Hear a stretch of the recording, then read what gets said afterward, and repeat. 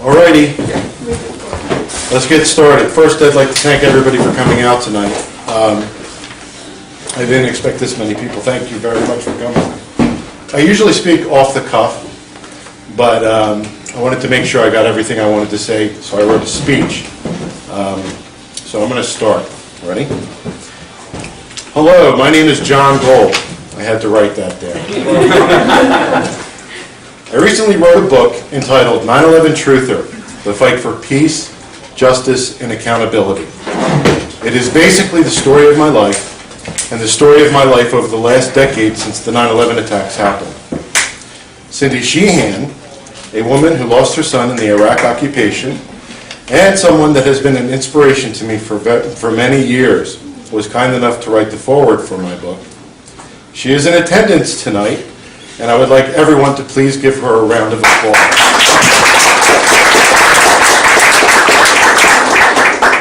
By the way, she has books for sale with her, and also she wrote a book called Revolution: A Love Story that's available on her website, cindysheehansoapbox.com.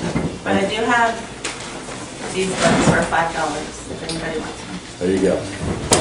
Before I begin, I would like to thank Malcolm Chaddock, who put me in touch with Peace Fresno, Sam Cheney, and everyone else at Peace Fresno for giving me the opportunity to speak. I am grateful for any opportunity to do so. If I had known that writing a book would give me more opportunities to speak, I would probably have written one a long time ago. I always envisioned writing a book about the fight for 9/11 justice, but I expected that it would happen after everything was said and done.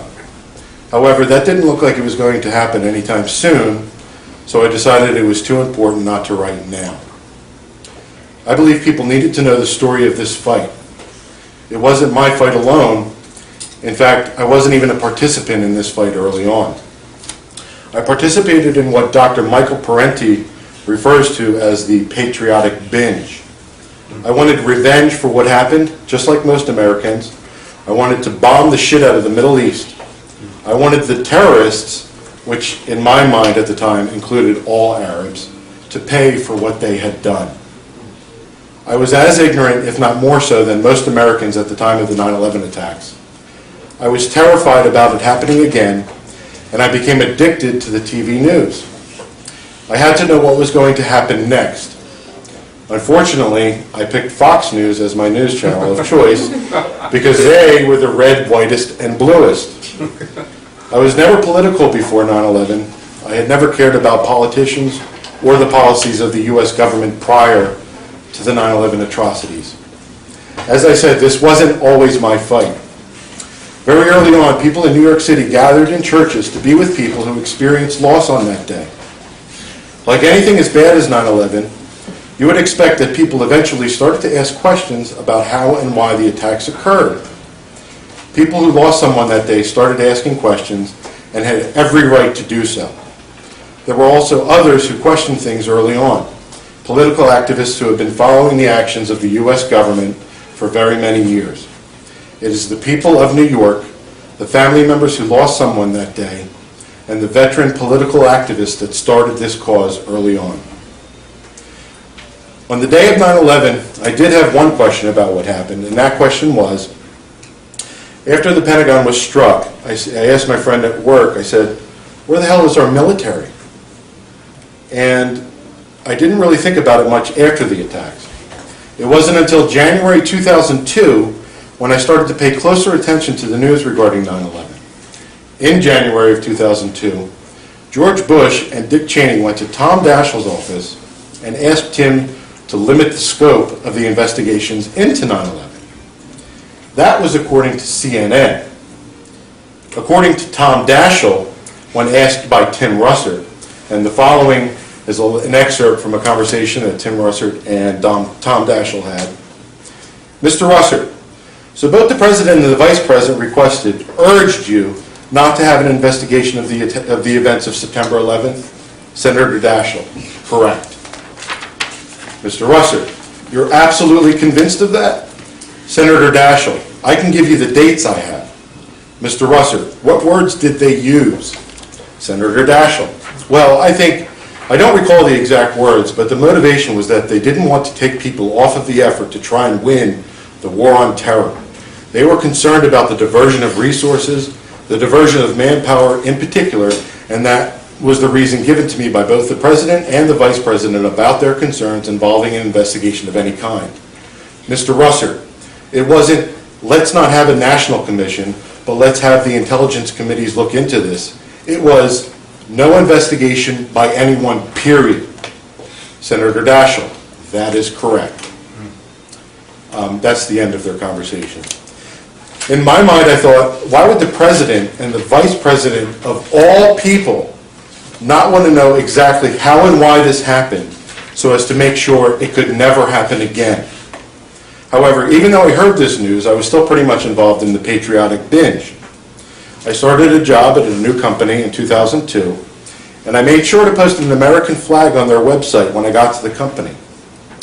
My friend Mike Jackman, he founded Student Scholars for 9/11 Truth. He spoke to Tom Daschle, and he confirmed what Daschle told Russer.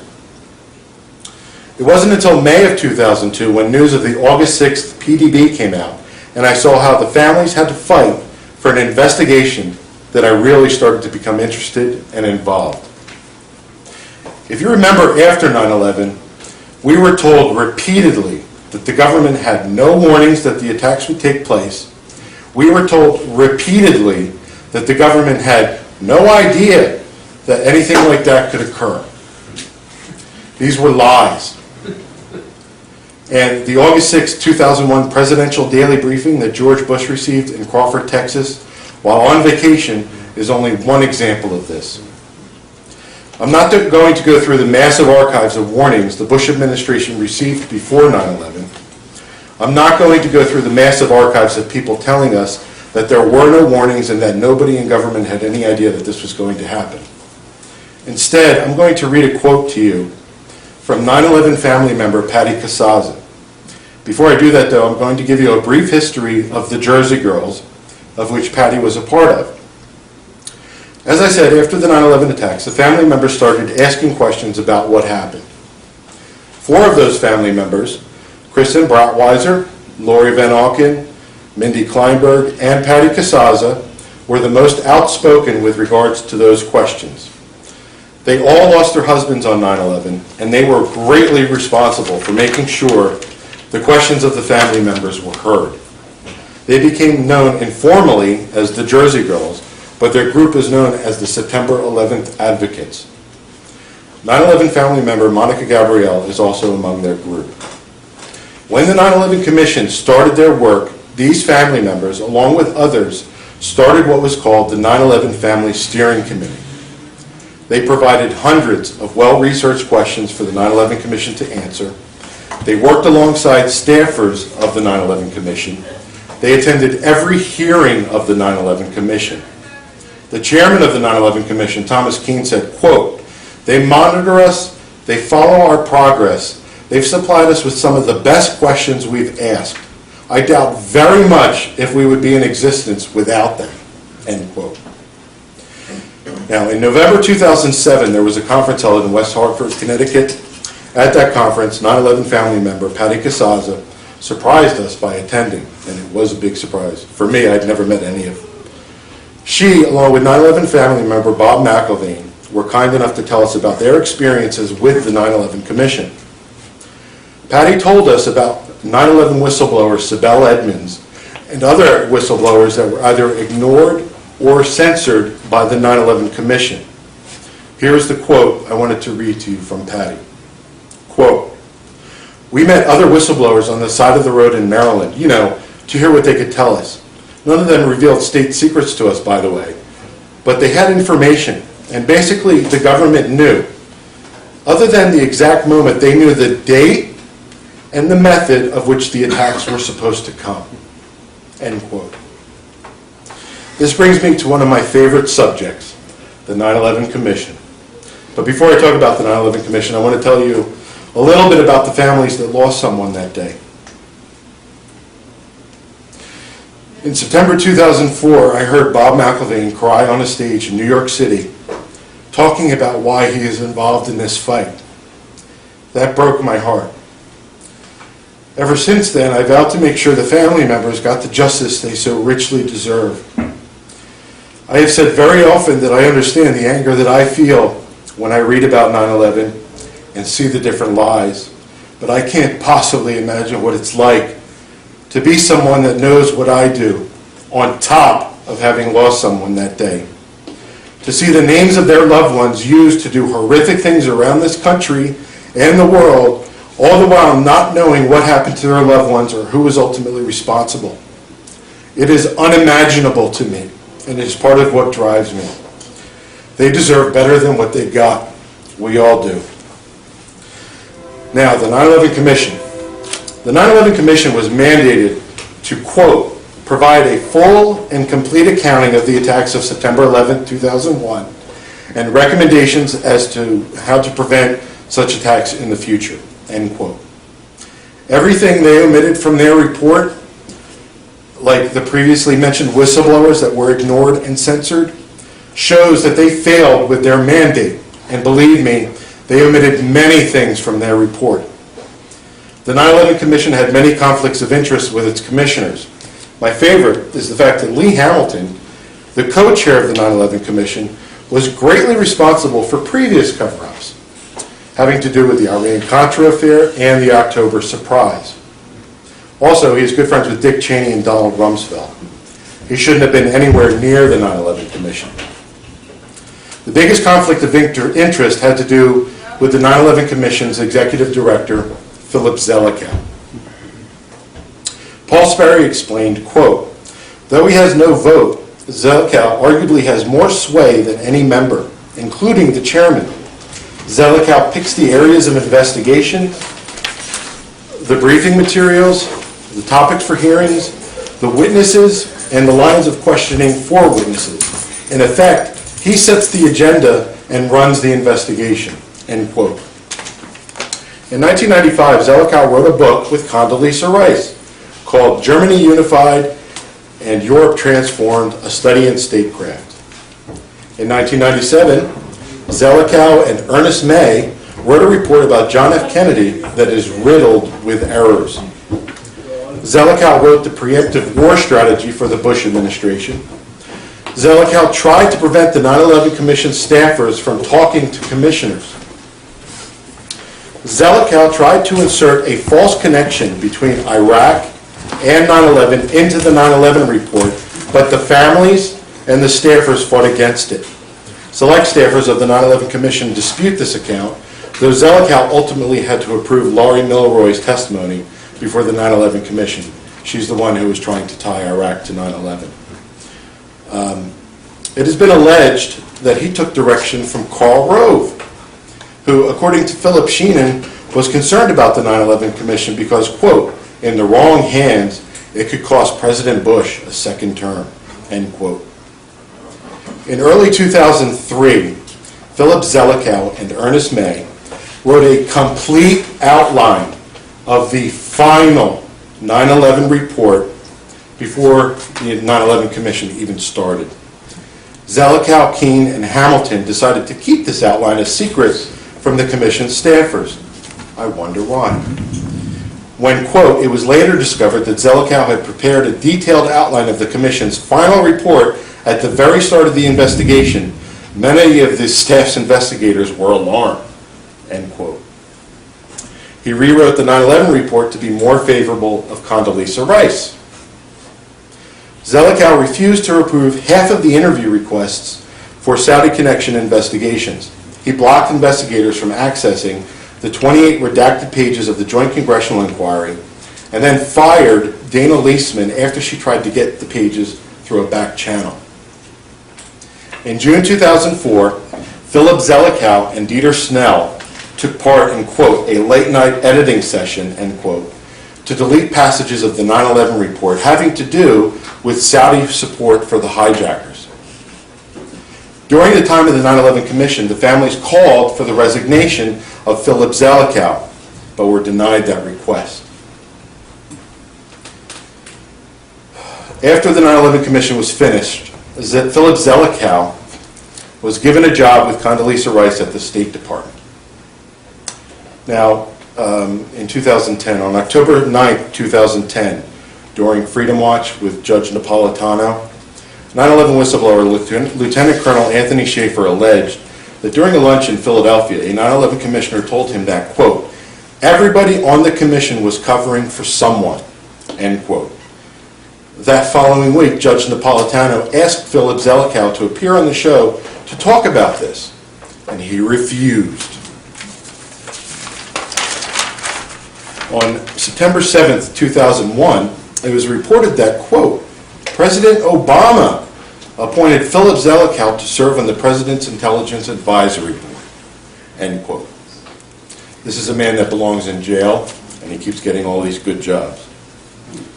The 9/11 Commission was underfunded. It had a very limited amount of time, and even Thomas Keane and Lee Hamilton admitted in their book that they were set up to fail.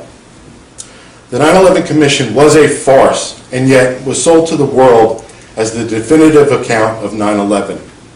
Nothing could be further from the truth. Now, some may ask, why hasn't the media reported on any of the discrepancies regarding 9/11 and the 9/11 Commission? Very simply, the media in this country does not work for the people. It sometimes reports on the news, but it never puts the pieces together, and it never asks the tough questions. It doesn't give certain things the attention that Anna Nicole Smith, Michael Jackson's death, the Ground Zero Mosque, and other things get. With regards to the cover-up of 9/11, it seems that the media's job has been to slander and attack anyone that questions the official account of 9/11. For years, the media ignored our efforts. Around 2005, 2006, they finally started to give us coverage, but for the most part, they focused on the fringe of the 9/11 truth movement in an effort to paint the whole as such. They did anything and everything within their power to make a 9/11 truther the equivalent of a baby killer or a dog torturer. Because of this, many progressives that you would think would be very vocal about 9/11 have been made silent.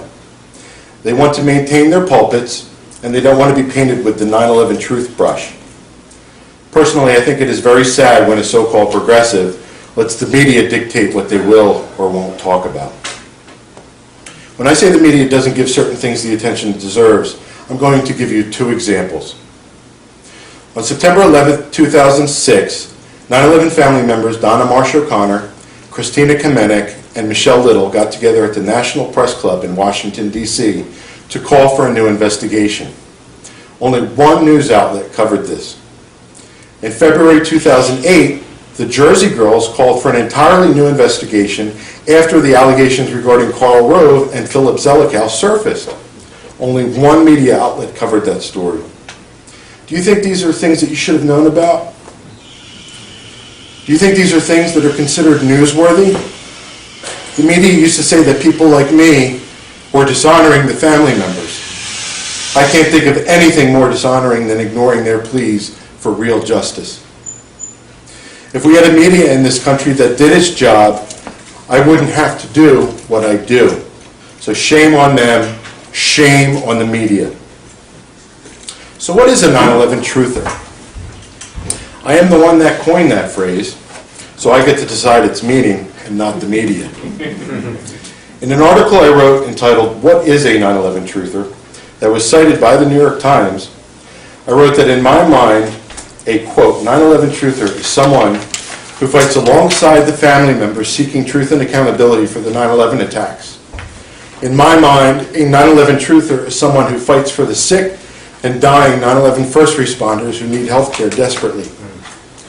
In my mind, a 9/11 truther is someone who does not like how the day of 9/11 is being used to inflict pain and suffering around the world and is trying to stop it. Stop it by using the truth, something we have been denied by our government regarding the 9/11 attacks. End quote. The bottom line is this. If you wince at the phrase 9/11 truther or hate 9/11 truthers, it's because you've been watching too much television. The 9/11 truth movement does have many problems. For instance, years ago, our signs used to say, support the 9/11 families, ask questions, demand answers. Eventually, people in what I call the conspiracy theory industry started to get their mitts into the movement, and our signs would say things like, New World Order and false flag attack and 9/11 was an inside job. When you're trying to reach a majority of people, it is best to use information that doesn't sound crazy to the masses. There are many in the 9/11 truth movement who push theory as fact. There are many who create litmus tests for any given theory, and if you don't believe this theory, you are a this or a that. There has also been what appears to be legitimate infiltrations of the movement. As Thomas Pynchon said, quote, "If they can get you asking the wrong questions, they don't have to worry about answers," end quote. Infiltration is something Peace Fresno can relate to. Watch Fahrenheit 9/11. Now, with regards to theories, when you're not being given answers to your questions, it is human nature to theorize as to the reasons why. However, theories are not fact.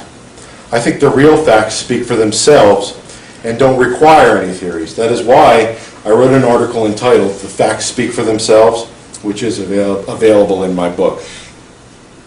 Other problems we face have come in the form of death threats, slanders, accusations, crank phone calls, and agenda-driven debunkers. Suffice it to say, it has not been easy. Now, why is it important to get the story right about 9/11? Raise your hand if you could tell me some of the changes that have occurred because of 9/11. My son is dead. Cindy's son is dead. Anyone else? Well, the Patriot Act. Patriot Act. Couple of million people in Afghanistan and Iraq are dead.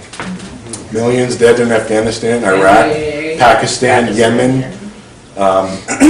New vocabulary in the English language, such as jihadists and Islamists. There you go. Some of the things I wrote down were the occupations, loss of civil liberties, expansion of executive power with no accountability, national security letters, torture, wiretapping, kill lists, and the bankrupting of this country. Now, if the event of 9/11 was not what we were led to believe, and I can guarantee you that it wasn't, then there is absolutely no justification for the post-9/11 world and everything that entails. One of the problems that has happened because of 9/11 is a hatred towards Muslims and Arabs in general. As I said earlier, I wanted to see them bombed after 9/11. I have since learned otherwise. They are people no different than you or I. They have families that they care about. They have jobs that they work at. They have hobbies, etc. and so on. I see 9/11 as a crime, not as an act of war, but a crime. I don't see it as an American, Pakistani, Saudi, Israeli, Catholic, or even an Episcopalian crime. I lost my place. I see it as a crime. Muslims may have been involved in the attacks, but that doesn't mean it was a Muslim crime. You don't blame an entire religion, nationality, or ideology for the actions of a few. Otherwise, you will end up murdering thousands of people that had absolutely nothing to do with that crime, like we've seen in the Middle East. In my opinion, the myth of 9/11 is dangerous to everyone on the planet. The truth about 9/11 is dangerous only to a few. Again, I see 9/11 as a crime, and as with every crime, there are suspects for that crime. I believe elements within our government and other governments, along with people like Khalid Sheikh Mohammed, have more than earned the title of suspect for that crime. When you look at the actions of the administration prior to 9/11, planning for the Iraq and Afghanistan occupations, the convenience of 9/11, and how they used it to further their agendas, and when you look at the lengths they went to make sure a real investigation never transpired, in my opinion, they have more than earned the title of suspect. I have been doing this a very long time. I probably know more about 9/11 than most people on the planet. However, I don't know what happened that day or who was ultimately responsible. I wish I did. I wish the families were able to go through a 9/11 anniversary remembering their loved ones without remembering the unanswered questions as well. I wish the people of this country stood up and did the right thing. That is ultimately why I wrote my book, and that is why I'm here speaking to you today. After 9/11, we came together like never before. We were told to go shopping, but we did come together. It's time for us to come together again, but this time to do the right thing and direct our energies into finding out what happened that day and who was responsible so that that day can never again be used as it has been. I hope you take the time to read my book. If you can't afford one, just send me your email and I'll send you one. I wrote it to help this country and the world. It can only do that if you tell people about it. Thank you for your time today. That was my plan.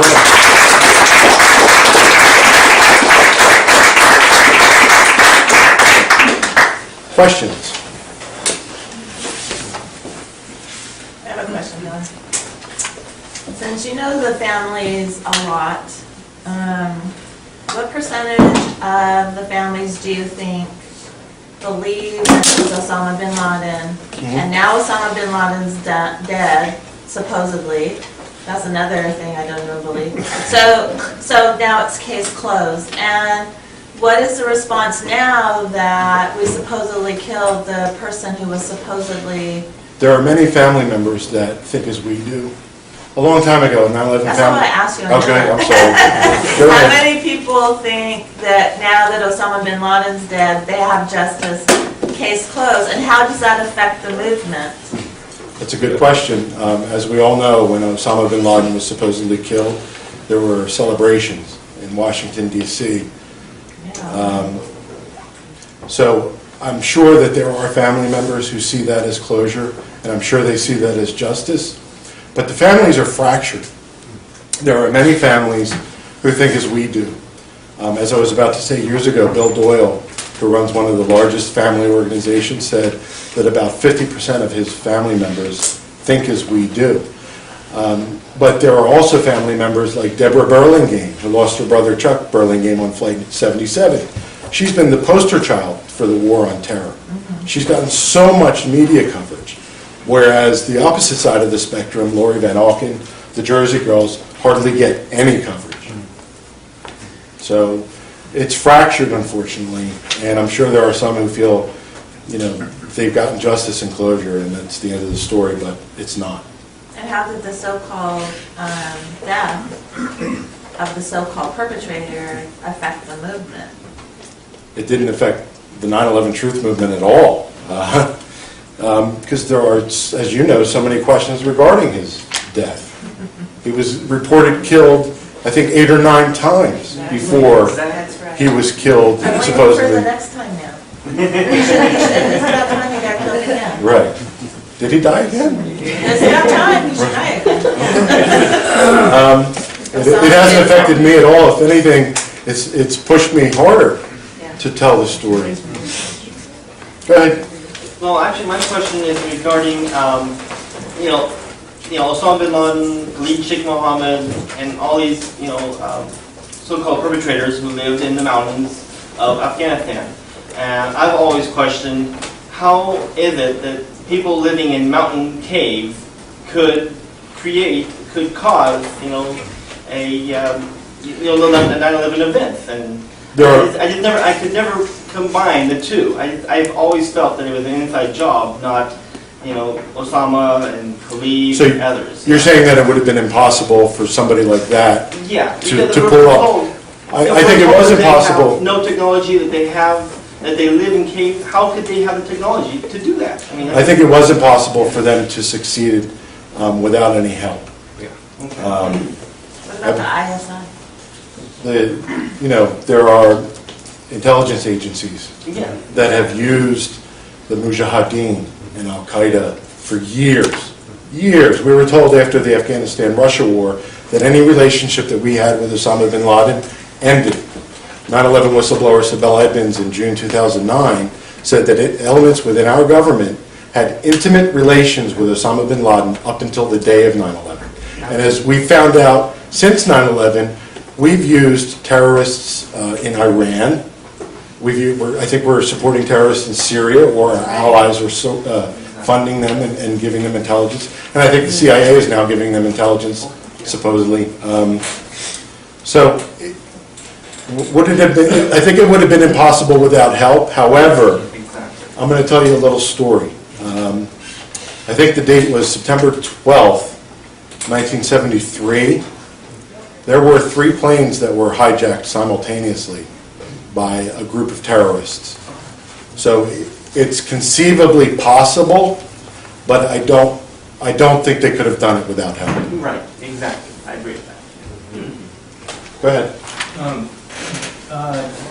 As far as getting justice and through the court systems, I've heard different ways to go about that, such as trying to get a proposition on a state ballot to try to get, a state to a state court to investigate what happened on 9/11. And what else can I think? Do you think that's a good route to go to try to? I think it was a great route to go. There was an initiative called the NYC Can Initiative that was in New York. We tried to get a new investigation onto the ballots of New York City. And we had 80,000 supporters. We had over 100 family members. We had a handful of 9/11 first responders. But ultimately, the courts knocked it down. And they said it was because of the legality of the way the initiative was put forward, the writing of the document. I forget the story, but it eventually got shot down. Now, I think there are efforts underway to bring this into a courtroom, to like family members suing somebody, and to bring this into the courtroom. That's the only way I think it would bring, or that we would see coverage, or Getting it into the courtroom? yeah, is to get it into a courtroom, because the government is not trustworthy. They've shown that they can't have an investigation. I would say that we would have hopefully an international court, but the United States doesn't adhere to international law. So I think it's possibly the courtrooms, if somebody can get a lawsuit going, that might be the way, but I don't know. And again, this leads back to the problems in this country. The court systems are rigged, the media doesn't work, you can't use the system in this country to get justice. What does that tell us? That we need a revolution. Okay? And revolution isn't a bad word, and it doesn't have to be violent. All a revolution is a radical change. And I can't think of anything more required of this country than to have a radical change. Yes, along those lines, I've been active in the 9/11 Truth Movement for about 3 years now, and I've seen some of these successes and failures firsthand with trying to use the system or work within the system to try to get a news story on TV, or to try to get your local congressional representative to listen to your 15-minute spiel on it, and it repeatedly will get shot down by the establishment forces. So what I've seen in my experience, in my humble opinion so far, is that the real successes are going to come from meetings like this. And then from this meeting, what are we as individuals going to do to get the word out? Tell the next person. 30 to 35 people or so. Tell the next person. Yes. And be smart. I'm a fan of comic books. I love Spider-Man. Spider-Man had an uncle by the name of Ben Parker. And he told him that with great power comes great responsibility. 9/11 Truth has the power to end the post-9/11 world. So you have to be responsible with what you promote, with how you approach people. You're speaking for the 2,976 people who were murdered that day. You have to be careful with what you promote. Go ahead. Well, you said that the slogan, 9/11 was an inside job, was maybe going too far. How would that? Well, how can you ask questions or have questions and know that 9/11 was an inside job? It's a contradiction. I think that elements, like I said, have earned the title of suspect for the crime, but we don't have access to all of the documentation. We don't have access to all of the people that we would need to talk to in order to solve what happened on 9/11. So it's not our job to figure out what happened. It's our job to get people motivated to find out what happened and get real justice. Go ahead, Dan. As far as ISI is concerned, we need to know, the people need to know that they have been working with CIA For all years. through the 80s. They were doing CIA's bidding. All the Mujahideen were supported and trained by the CIA, CIA's money to ISI. for the extension of the CIA all through the Afghanistan war. Right. And I think, do you have a question? Or is- Yes, I do. I've been a 9/11 truther or doubter of the government story from probably within the first couple of hours. I am from that part of the world, so I know the people that live there, so I doubted so many things within a few hours. They just As it found. was happening. As it was happening. It was too ridiculous to believe. So, it was ever my coming. question I was leading to you is that there are thousands of questions, unanswered questions, and I got so much stuff on my computer about it, unbelievable. But I'd like you to maybe 5 or 10 top reason why you doubt the story, so people hear. Since when we talk to other people, we can just point Good. this, just 5 to 10 that you're top. 5 is a good number. I Okay. have a number that people can remember. My favorite topic is the 9/11 Commission. I see the 9/11 Commission as a smoking gun because they did everything within their power to compromise and corrupt the 9/11 Commission, and there's so many examples of how corrupt and compromised it was, it's not even funny. My God, they used what were called document requests instead of subpoena, which they had the power, which the families fought for. They never used their subpoena power. I think they used it twice. Instead, they used what were document requests, which could be and were ignored. I could go on and on, 2, 3, 4, and 5. Well, the 9/11 Commission said that the source of the funding for the attacks was of little practical significance. Meanwhile, we find out that Prince Bandar, who is the Saudi ambassador, his wife was connected to money of 2 of the hijackers. I think that's significant. You know, we hear that the Pakistani ISI was alleged to have ordered Ahmed Omar Saeed Sheikh to wire transfer $100,000 to Muhammad Atta. That didn't find its way into the report. And, you know, that story just went away. It just died. I can't find... Right now, I think he's in jail. Ahmed Omar Saeed Sheikh is in jail right now in Lahore, Pakistan. I think. He was running a terrorist network from inside jail. This is how powerful that guy was. Let's see, was that 2 or 3? I don't know. NORAD lied. The 9/11 Commission itself, which was horribly corrupt and compromised, was going to refer the matter regarding NORAD's lies to the Department of Justice for a criminal investigation, and they decided not to. The families. You know, they get no attention by the media at all. Nobody knows, like I mentioned, that the family members have called for a new investigation. Nobody knows that. If you're a moral person, hearing about the family members that are seeking justice, it might motivate you if you feel for these people, which I do. So, I don't know, I think the families is a huge way to communicate with people, and I've used Bob McElvain's story on how he was one of the only victims to actually get the body of yes. his son, and how he explained how his arm was. Right, Bob McElvain thinks that the cause of death for his son was explosives. And I'll talk about the buildings for a second. I'm not a controlled demolition advocate. I have never been. I'm not a scientist, I'm not an architect, I'm not an engineer, I'm not a physicist, I'm not qualified to tell anybody what happened to those buildings. I don't think that you should have to be any of those things to understand the need for 9/11 justice. However, there are questions about those buildings. And it was a crime scene. And there are family members who have questions about how those buildings came down. And as long as it's an important question to them, it's an important question to me. But I'm not going to use it to advocate because a lot of people have a hard time believing it. So I try to go, baby steps. There's like a major reason why we need to question 9/11 that a lot of people want to gloss over for some reason, but it's so obvious. It came out of the Bush administration. They're frickin' liars.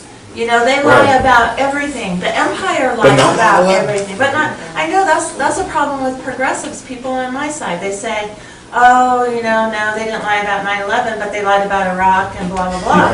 So,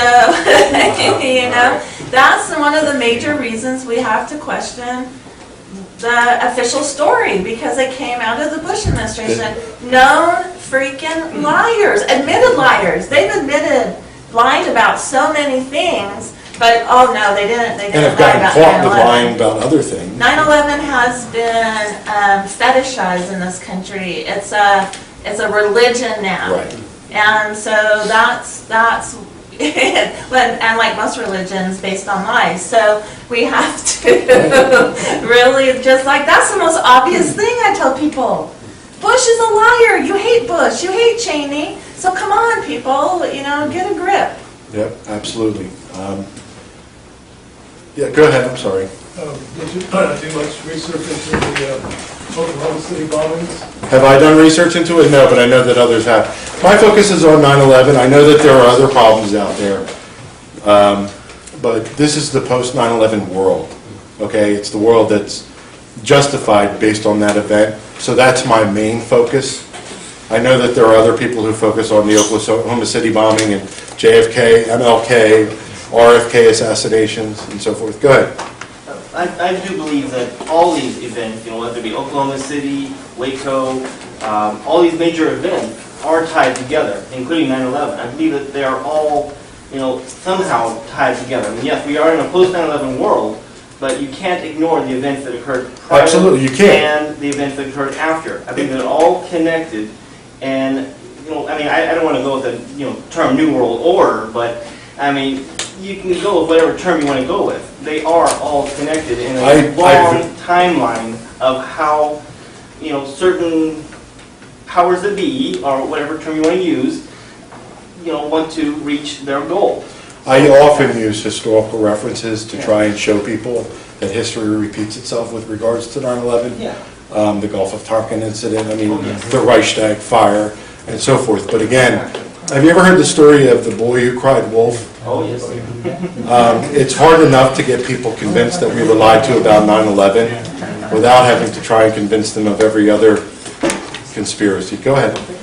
I don't know, I don't like the term New World Order. I think it should be New World Chaos. So there's no order. And I guess India and I had the same thought about the 9/11 thing is the PNAC, the Project of New American Centuries in the 90s. They said we needed a new world order. Well, some people treat New World Order as if it's a group of people that you can hold accountable. But there's no group of people called the New World Order. It's just a philosophy. It's an ideology. Just it's empire. Empire. That's all it is, controlling the world. That's what it was. Go ahead, sir. I heard you speak here, and I hear mostly your focus is coming from getting justice for the families of the 9/11 victims. My biggest problem with the post 9/11. Well, we all deserve justice, but go ahead. Right, but my biggest problem with it, I don't disagree with you, but my biggest problem in the post 9/11 world is, and it didn't just start with 9/11 in my view, but it's Right, it didn't. of the loss of individual liberty and freedom that we have, and you kind of ran down a lot of those, enumerated those things as far as the wars that have started that have, are based on this complete bullshit lie. All the TSA and all the NDAA and all these things that are stacking on top of this platform of falsehood. The whole platform of it is a lie. And it's like every day you continue to read more and more about all the liberties that we're losing. Now my question to you is, and I always ask people that kind of believe this stuff, what do you think, or do you think there's going to be an awakening for people, the general people, the people that you have to convince that 9/11 is maybe questionable? They completely have bought it. Do you think that they're going to become a point of where it kicks on for people, like, hey, what's going on here? I hope someday. I've always had a pipe dream that suddenly everybody would wake up about 9/11 and take away their 9/11 card and the wars would end and their civil liberties would be returned and so forth. I don't know that that's ever going to happen. But, again, that points towards a revolution, a need for a revolution. Whether that revolution is because of 9/11 or whether that revolution is because people are losing their houses, I don't know. But the 9/11 card needs to be abolished. It needs to be taken away from those who would use it to do horrible things. Horrible, horrible things. Go ahead. I guess the way to take that card away is to just say, we don't know what happened. Right, well, I say that I don't know what happened, but I also take it a step further and look at all the information that I know, and honestly, they have earned the title of suspect.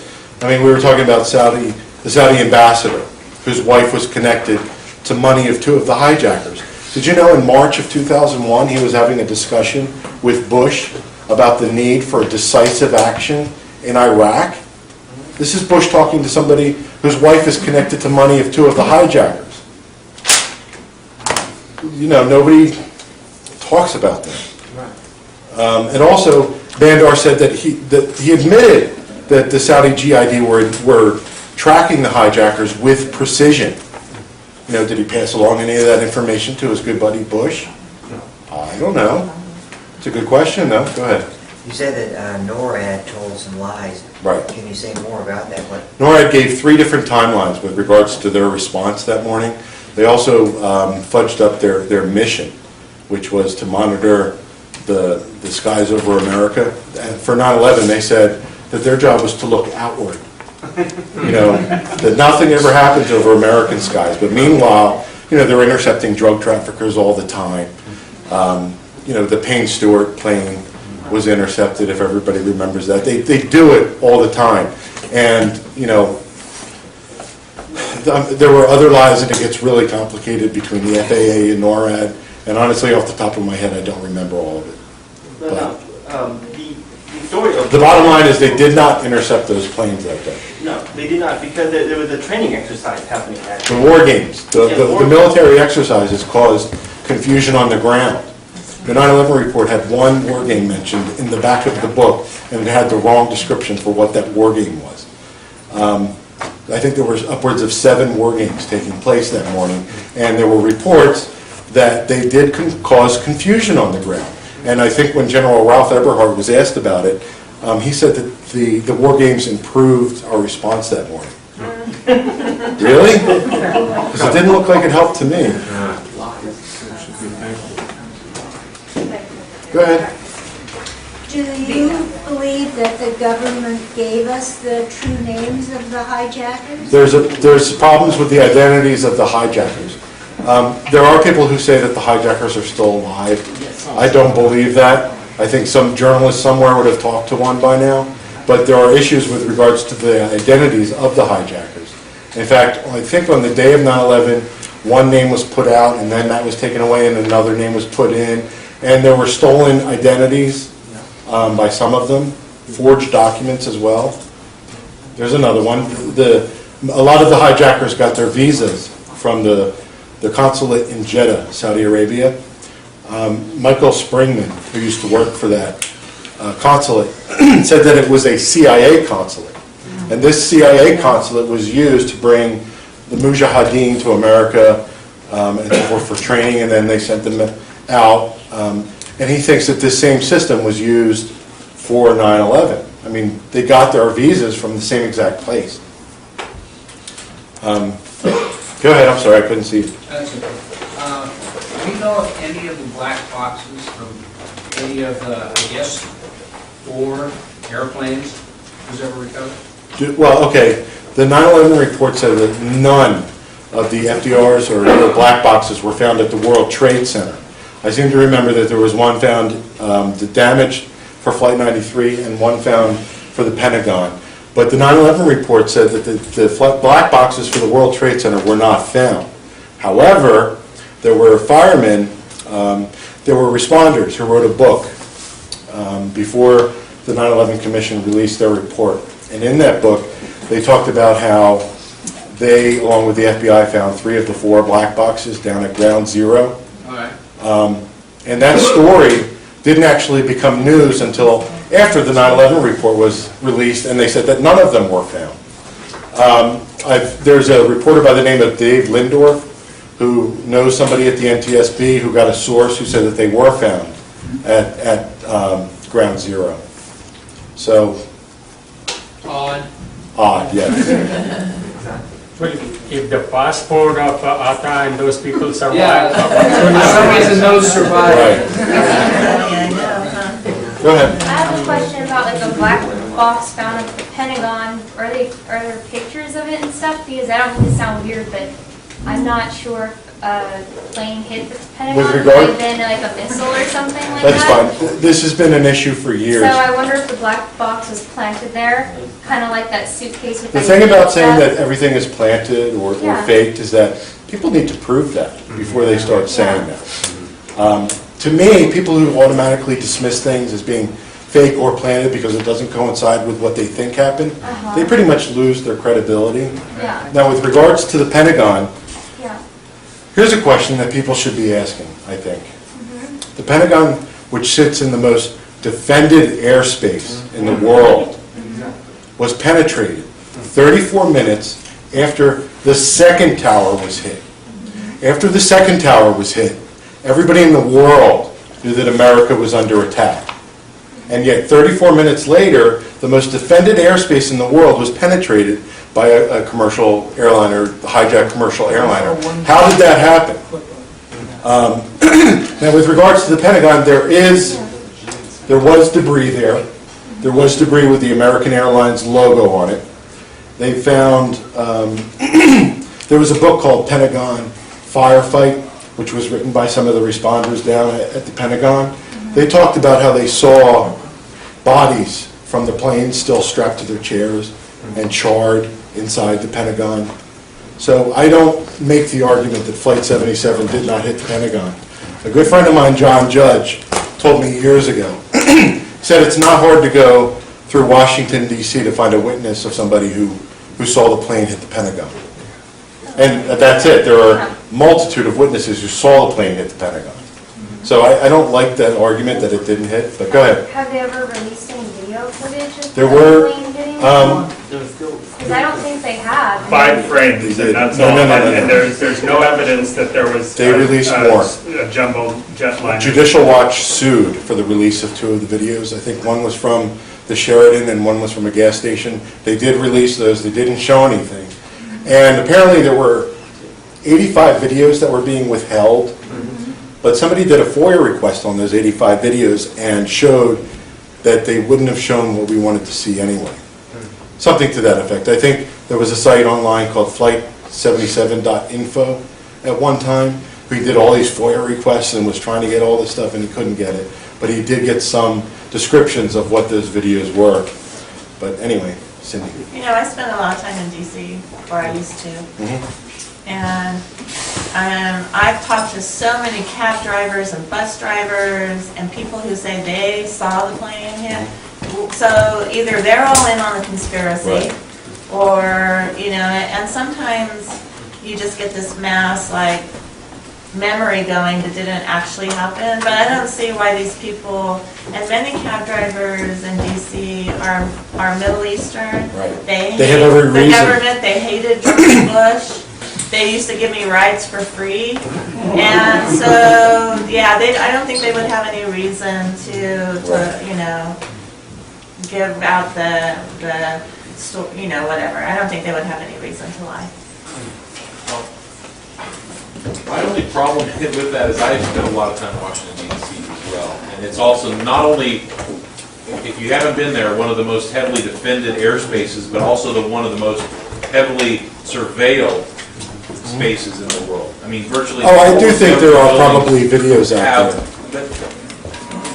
My question about it, okay, whether it did or it didn't, why are we withholding? They're withholding I mean, information. supposedly all the suspects are dead or captured, and now why would they not be showing 27 different angles of that plane? Their excuse used to be, like during the Moussaoui trial, they would say something, we can't release something as there are ongoing investigations. And as far as I know, no longer any investigations with regards to 9/11.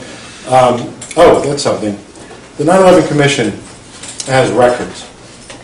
And those records were released, I think some of them were released in January 2009. Many of them were not released. In fact, I think the 30% of them have not been released. Is this going to be another JFK? You know, there's something called memorandum for the record, which is a document which shows a description of interviews that staffers had with people. For instance, Sibel Edmonds, her memorandum for the record is completely blank, redacted all the way down. You know, why? Why don't we have access to that? So, you know, Mr. Transparency And is who full of gets to shit. decide what we have access on? Who will be? I'm not very good with FOIAs. I don't know. The one who I know who does the most FOIAs is somebody by the name of Eric Larson. He runs a website called 911reports.wordpress.com. So you might want to go send him an email.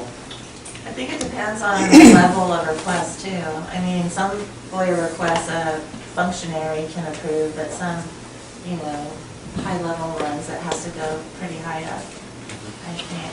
I think this whole, like, having us debate and divided about missile plane also serves the, you know, the needs of the empire, because, you know, then they can still keep painting the 9/11 truth people, you know. So if they showed it was an airplane, that would take away some of the, you know, ways they like to tell 9/11 truthers are conspiracy theorists. Right. What did Gore Vidal say? Conspiracy analyst. Right. He's not a conspiracy theorist, he's a conspiracy analyst. Any other questions? Go ahead, Dan. A comment. I'm thinking it's just, like you said, when people say that it was an inside job, you get so much resistance from the general public. So I'm just thinking more and more is just maybe we need to talk about, instead of 9/11 truth, 9/11 lies. The lies are so many, so just focus on the lies and more people will believe that our government lied. And that lie continue to this day. Obama is doing the same thing. So lies, lies, lies. So that maybe can get some momentum with more people. In January of 2011, I went to the White House and chained myself to the fence of the White House. And I had a sign made, and at the top of the sign says, "We were lied to about 9/11." And the rest goes on about, there needs to be justice and accountability for the families and the people of the world.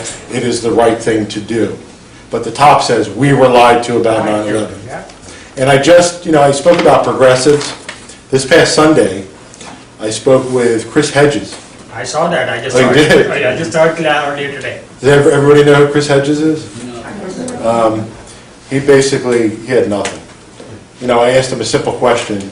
I said, "We were lied to about the event that justifies the post-9/11 world. Why hasn't that truth found its way into your writings or your speeches?" And he basically had nothing. And he eventually walked away. And I felt rushed the whole time. I thought he was going to walk away at any second. So I was trying to get my questions in. And he eventually did walk away after 2 minutes. Isn't that basically saying, though, that 9/11 was an inside job? I mean, who lied to you? It was the establishment. I mean, that to me, it sounds like you're saying... Well, when you hear 9/11 was an inside job, Yeah. you think that the histories of the hijackers going back years, all the martyr videos that they made and so forth, everything that happened was coordinated from within the government. And I just think it was too complicated for that to have happened. I think it was a lot simpler than that. And we don't know I don't know what the definition of 9/11 was an inside job. To me, you may as well be screaming to people that Elvis is still alive when you say 9/11 was an inside job. It just pushes people away. Not all people, though, and a lot of people will respond, but I agree. I think you have to meet people where they're at, and some people... You want to reach a majority, Yeah. not just a percentage of a percentage. Right, but I wouldn't discount the more aggressive approach, because we know that does work for some people. For others, you want to take a softer approach and just start asking them questions, you know, like... I like to plant seeds. Yeah. You know, just ask a simple question. Do you think we were lied to about 9/11? And then let that fester in their brain. Yeah. Tell them about how George Bush and Dick Cheney refused to testify under oath, refused to testify publicly, refused to testify with any transcripts of any kind. Ask them, why do you think they did that? And those kinds of seeds help get people thinking. Go ahead. Well, course, as we all know, the Citizens United ruling by the U.S. Supreme Court empowered corporations to more completely dominate our political process. And I was wondering if they have tried to use any of that power against the 9/11 Truth movement. Can you give me an example of that power? I'm wondering. I don't. You're talking about corporate. Mostly to create super PACs. Oh, yeah, The no. FEC purposes, I don't mostly think to so. create super PACs. You know, For candidates. the biggest problem that the 9/11 Truth Movement faces is the media. As I said, if the media did its job, I wouldn't even be here right now. And the courts and our government officials. My God, I mean, when a politician speaks out about 9/11, does anybody know what happens? They get driven out of D.C. Cynthia McKinney, Kurt Weldon, who was a Republican who I don't like really much, but he started to talk about the cover-up of 9/11, and he was driven out of D.C. There's a big problem in this country. Go ahead. Other than your book, is there somebody who has written that you recommend? I have a lot of recommendations. Thank you. Well, the top ones maybe? Aside from Cindy Sheehan's books. By the way, my favorite book of Cindy's is Myth America, so you guys might want to read that. With regards to the works of other people, I like Paul Thompson, who is the originator, the creator of the complete 9/11 timeline, which is available at www.historycommons.org. I recommend the writings of Dr. Nafiz Mossadegh Ahmed. He wrote two books. One is called The War on Truth, and one is called The War on Freedom. I recommend the writings of Dr. Peter Dale Scott. He wrote a book called The Road to 9/11. And David Ray Griffin's earlier books, like the 9/11 Omission Report, Omissions and Distortions, 9/11 Commission Report, Omissions and Distortions. But my book is a different kind of book. It's a book about an activist trying to make sense of this and trying to fight for this. I am an expert on 9/11, but I don't think of myself that way. Any other questions? Thank you all for coming out tonight.